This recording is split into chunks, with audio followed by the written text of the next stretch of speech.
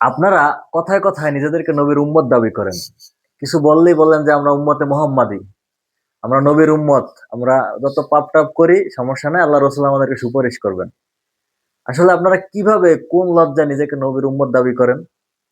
আপনারা নবীর মতো করে মেসওয়াক করেন, দাড়ি রাখেন, তারপরে পাগড়ি পরেন, জুব্বা পরেন, মানে এইগুলা পালন করে কি আপনারা নবীর উম্মত দাবি করতে পারেন? আপনাদের মতো একজন নেতাকে এত বড় অপমান অন্য কোনো জাতি করে নাই। বলতে পারেন কিভাবে? কিভাবে আল্লাহ রসুলের অপমান করলেন? হ্যাঁ, আল্লাহ রসুল ছিলেন একজন বিশ্ব নবী, তিনি পুরো বিশ্বের নবী, এবং তিনি আসছেন পুরো দুনিয়াতে শান্তি প্রতিষ্ঠা করতে।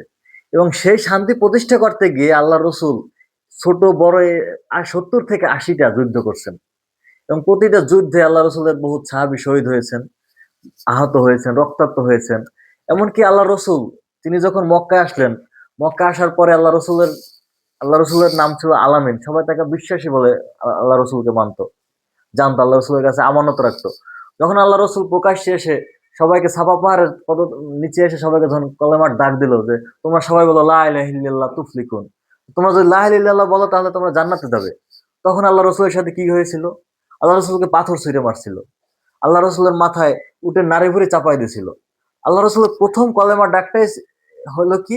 আল্লাহ রসুলের আঘাত। তাহলে আপনারা কিভাবে আঘাত না খাইয়া, এই মিষ্টি খাইয়া, নিমক খাইয়া আল্লাহ রসুলের উম্মত দাবি করেন? এটা কি আল্লাহ রসুলকে অবমাননা করা না? যে রাসূল প্রতিনিয়ত দরিদ্র সীমার উপরে তার দিন কাটাতে হয়েছে, আর আপনারা কি করেন? আল্লাহ রসুলের দরিদ্রের ওয়াজ মাহফিল করে আপনারা লাখে লাখে বান্ডিলে বান্ডিলে টাকা কামাই করেন। তাহলে আপনারা কি আল্লাহ রসুলের সম্পূর্ণ বিপরীত না? আল্লাহ রসুলের আদর্শ থেকে আপনারা সম্পূর্ণ বিপরীতমুখী না? আল্লাহ রসুল অনেক সময় ঘরে তার খাবার থাকতো না, আল্লাহ রসুলের ঘরে চুলা জ্বলতো না। এই যে আপনার তায়েফের ময়দানে আল্লাহ রসুল, তায়েফের ময়দানের ইতিহাসটা আপনারা জানেন, আপনারা ওয়াজ করেন। তায়েফের ময়দানে আল্লাহ রসুল যখন আল্লাহ রসুলকে পাথর মেরে রক্তাক্ত করা হলো, তারপর ফেরেস্তারা আল্লাহ রসুলকে এসে বললো যে আপনি বলেন যে আমি তাদেরকে এই যে যারা আপনাকে রক্তাক্ত করছে তাদেরকে পাহাড় দিয়ে চাপা দিয়ে মাইরে ফেলে। আল্লাহ রসুল কি করলেন? আল্লাহ রসুল তাদেরকে ক্ষমা করে দিয়েছেন। এত উদারতা, এত বড় একজন সংগ্রামী মানুষ, আপনারা তার অনুসারী হয়ে মানে তার অনুসারী হয়ে না, আপনারা তার অনুসারী দাবি করেন কোন লজ্জায়? এটা তো আমার মাথায় ঢোকে না।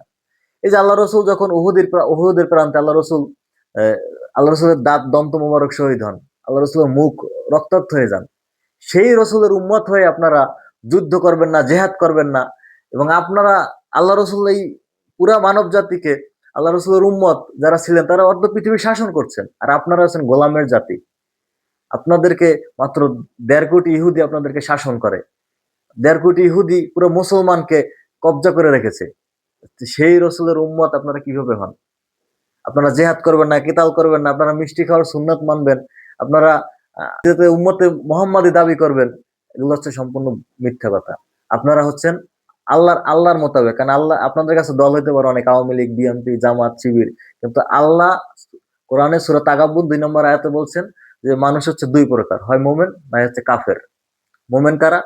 সূরা হুজরাতে 15 নম্বর আয়াতে আল্লাহ বলছেন যারা আল্লাহ এবং রাসূলের প্রতি ঈমান আনে, তারপরে জানমাল দিয়ে সংগ্রাম করে, জেহাদ করে, তারা হচ্ছে মোমেন।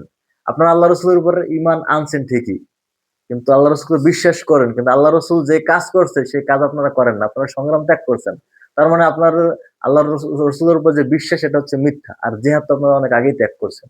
যার কারণে আজকে মুসলমান জাতি, যেখানে হাতে তলোয়ার ছিল, তারা তলোয়ার দিয়ে অর্ধ পৃথিবী শাসন করছে, সেখানে আপনারা হাতে তসবি ধইরা কিভাবে আল্লাহ রসুলের উম্মত দাবি করেন?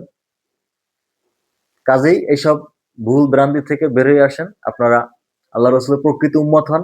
প্রকৃত উম্মত হইতে গেলে আল্লাহ রসুল যেই কাজগুলো করছেন সেগুলো করেন, আল্লাহ রসুল যেভাবে জেহাদ করছেন সেই জেহাদ করেন।